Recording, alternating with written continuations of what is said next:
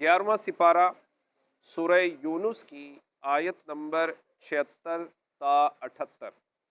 اللہ رب العزت کا فرمان عالی شان ہے، فَلَمَّا جَاءَهُمُ الْحَقُّ مِنْ عِنْدِنَا، تو جب ان کے پاس ہماری طرف سے حق آیا، قالوا، بولے، ان ھذا لسحر مبین، یہ تو ضرور کھلا جادو ہے۔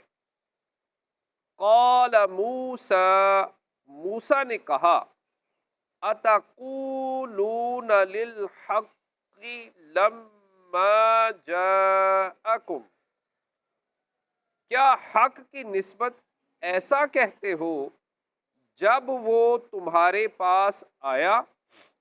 السحر ھذا، کیا یہ جادو ہے؟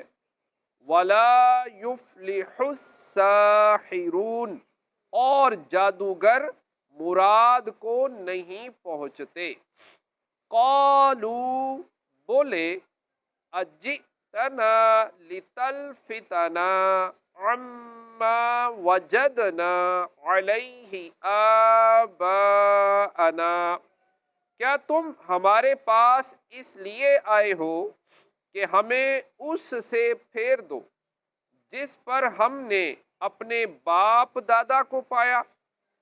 وَتَكُونَ لَكُمَ الْكِبْرِيَاءُ فِي الْأَرْضِ، اور زمین میں تم ہی دونوں کی بڑائی رہے۔ وَمَا نَحْنُ لَكُمَا بِمُؤْمِنِينَ، اور ہم تم پر ایمان لانے کے نہیں۔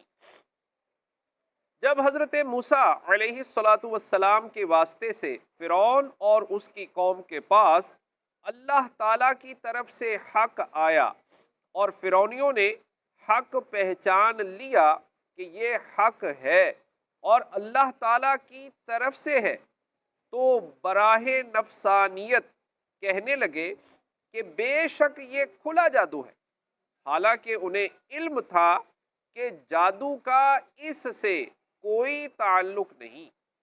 اس آیت سے معلوم ہوا کہ حق بات معلوم ہو جانے کے بعد نفسانیت کی وجہ سے اسے قبول نہ کرنا اور اس کے بارے میں ایسی باتیں کرنا جو دوسروں کے دلوں میں حق بات کے بارے میں شکوک و شبہات پیدا کر دے، فرعونیوں کا طریقہ ہے۔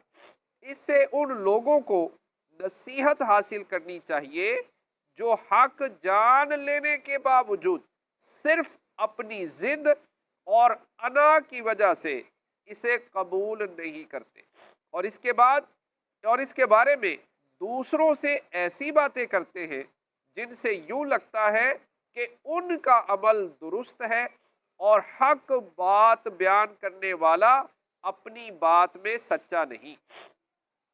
اس آیت سے دو مسئلے معلوم ہوئے۔ نمبر ایک، پیغمبر علیہ السلام پر بدگمانی کفر ہے۔